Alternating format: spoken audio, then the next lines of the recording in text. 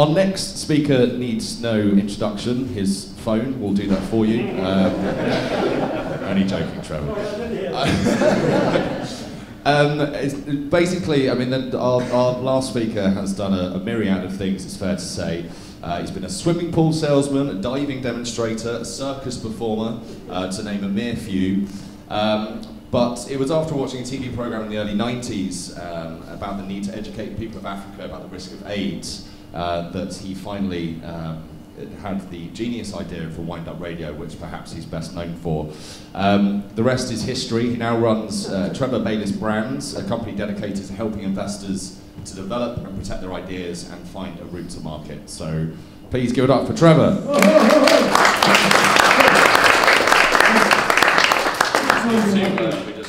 Well, what can I say? Good afternoon, folks. I see it says on the back of this excellent book, all you need is slightly more perception than the average rat loaf and you can invent something. You know, everybody seems to think that to be an inventor, you have to have a Viennese accent and see broken glasses, you know what I mean? You've got to be a fruitcake, right? Let me just put this down over here. Thank you. Now, a lot of people, well, I'm 79, death is my next big event, but, well, that let me put down. I'm a lucky lad in that respect. I was brought up during the war, and every night was firework night. My father, God bless him, was an engineer, and because of him, he taught me how to use a Meccano set, and by the time I was 5, I was an engineer. I could do nuts, bolts, screws, washers, spanners. What's that, Dad? You know, you've probably got some idea already. What did I do for a living? Well, swimming was always my first love. I learnt to swim in the Grand Union Canal during the war, would you believe, when I was a little one. My parents had known they would have gone 8 because in those days the canals, the actual barges were dragged along by horses who relieved themselves in the river or in the water. So swimming, we didn't have swimming pools in those days. Anyway, swimming became a very, very strong part of my life. And a combination of swimming and engineering meant that I got in my first job in soil mechanics, and I became a structural engineer. And the second one, I started making swimming pools, and that led on to a thought. I've always followed my dreams. I've always done what I want to do. I'm a lucky lad. I've got a fabulous house. I've got an indoor swimming pool, as one does, right? What do you think I did for a living? Right. Well, I'm telling you anyway.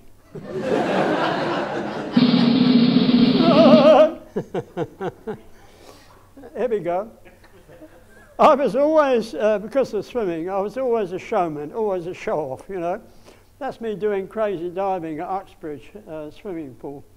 And we used to do all sorts of things. I was in the army as a physical training instructor, and I swam for Great Britain, and I swam for Imperial Services and so on. So swimming, as I said, was very much part of what I did.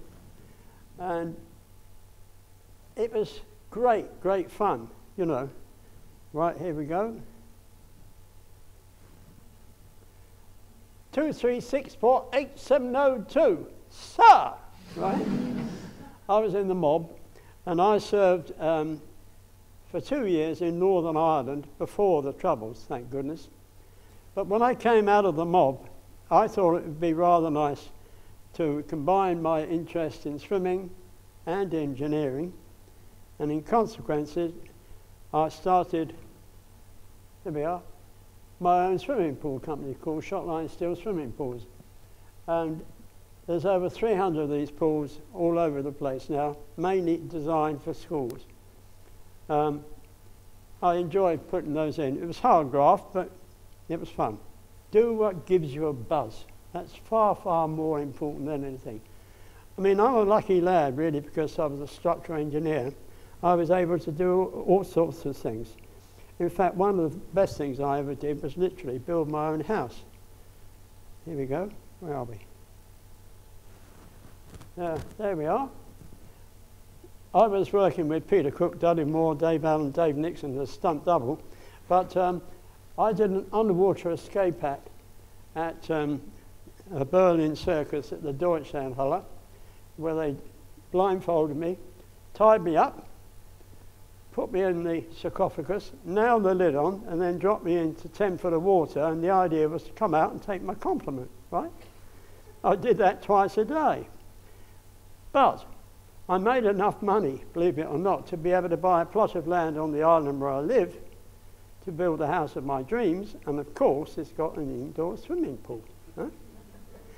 But the other thing is, and this was very emotional, I had a very strong relationship with a Viennese girl who lived at Johannesstrasse 225. Gary, her name was. She was the most gorgeous girl. She was an aerial ballet star, absolutely fabulous. I'd do my act, she'd watch me, I'd do her act, I'd watch her. And one day I was watching her and she fell off the rope, hit the ringside, and that was it, she died.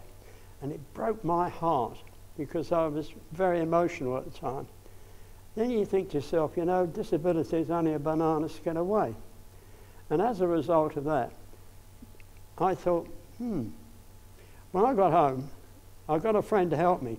And what I did was to get my dominant hand, put it in my pocket, and got a friend to put a belt round me so I couldn't take my hand out of my pocket. Then I walked around for an hour to see what it's like to only have one arm. Blimey, how do you open a bottle? How do you cut a bit of paper? How do you saw a bit of wood? You know, all those things that you and I take for granted. Now, that 1 hour of torture led to me making over 250 products for the disabled. And here are a few of them, you see. Now, I'm going to ask you a question. How many of you guys and girls were taught anything about intellectual property at school? Put your hands up. No, that is disgusting. It really is. Look, nobody pays you for a good idea, right? But what they might do is steal that idea. I believe the theft of intellectual property should become a white-collar crime. If I was to nick your car, I could go to jail. But if I was to nick your patent that you spent thousands of pounds with lawyers that cost you £350 an hour to protect, right? How on earth am I going to take some huge corporation to court, or indeed a foreign nation? Where am I going to find £1 million a day to take them to court? In other words, why invent? There's no point in having a patent office if nobody knows anything about it. If kids aren't taught anything about intellectual property, the important thing is, if you have got a good idea, make sure whoever it is signs a confidentiality agreement before you discuss it with them, because without that little piece of paper, you haven't got the evidence you might have to use in court. I've got the Metropolitan Police with me and the Law Society and many others now, because I want the theft of intellectual property to become a white-collar crime. You ask yourself, what's more important? Art is pleasure, invention is treasure. What's more important? Dead sheep in formaldehyde? Or a paperclip? You start looking back. Round your house, there are so many gizmos and gadgets you take for granted, and very few of them you know who invented it. Even now, when you get a vacuum cleaner, you call it a Hoover, right? And yet people like Dyson and many others say, oh, mine's better than this, better than that. I still got a Hoover, believe it or not. But, you know, it's amazing how we take these things for granted. What are you laughing at? That sounds to me as a good idea, I'm sure. I'm sure it's a big problem, is it, ladies? I don't know. You see, we do come up with some odd ideas. Of course we do. Right, let's move along. Now, that's very elegant, isn't it? You see? Oh, you know, snotty. That's artisan. Yeah, there you go. We are actually surrounded by crooks and spibs and goodness knows what. These sharks will pick your intellectual property clean. Taken to pieces is the work of those who cannot construct. Do you know, when I invented my wind-up radio, I was turned down by everybody. I mean everybody. Even the design council said, on your bike. I've got letters in my toilet wall saying to me it wouldn't work unless the spring weighed 100 weight. And you know, you can have an ego as big as a truck, which of course I've got, right? And if it hadn't been for Nelson Mandela, God bless him, my invention wouldn't have come to market. He could see it as a problem, and most of us didn't. And there we go, right. How did the clockwork radio get started? Well, basically, I was at home watching telly one day, and I could have been watching Come Dancing or The Golden Shot, but I was watching a program about the spread of HIV, AIDS in Africa, and they said the only way they could stop it was by using radio to get the information out to the people. But the problem was, most of Africa didn't have electricity, and batteries were horrendously expensive. People were bartering their maize and their rice in order to get batteries. And where do you get batteries up the Wadi Tharthar, you know? So I'm sitting there, and then all of a sudden, within half an hour, I'm thinking to myself, yeah, it's so obvious. And what I did actually, you can see there, I got a little DC motor, which I knew when run in reverse is a dynamo, 6 volt, and I joined that up with 2 wires to the back of a cheap transistor radio, and I put that little motor in the chuck of a hand brace, and within half an hour of doing that, and that's how long it took for me to find the solder and the wire, I got the first bark of sound, having seen that program. Now, basically it's this: chance favours the prepared mind. I don't get up in the morning and say I'm going to invent something. What tends to happen is chance comes into the equation. I made my first wind-up radio, and there it is there with a spring and stuff in it. And my GB226-2324 was filed in 1991. God almighty, all those years ago. Doesn't seem possible, does it? And yet everybody knows about it, and it's so stupidly simple. That led on to me doing the wind-up torch and all sorts of things. And they were an absolute breeze. Back to what I was saying and what happened to me. God bless him. Nelson Mandela said yes. I spent the day with him in his house in Pretoria, and God, what a man. He and I were, you know, having drinks of tea and chatting and laughing, telling jokes to one another.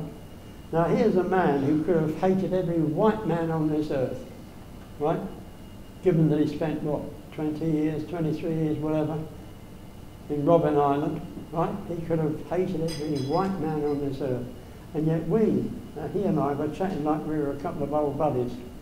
In fact, we went about 4 times to Windsor and Buckingham Palace, both of us, for a royal meal. You know, we go there for breakfast or go there for tea with all the posh round us, and we were all chatting like we were all old buddies.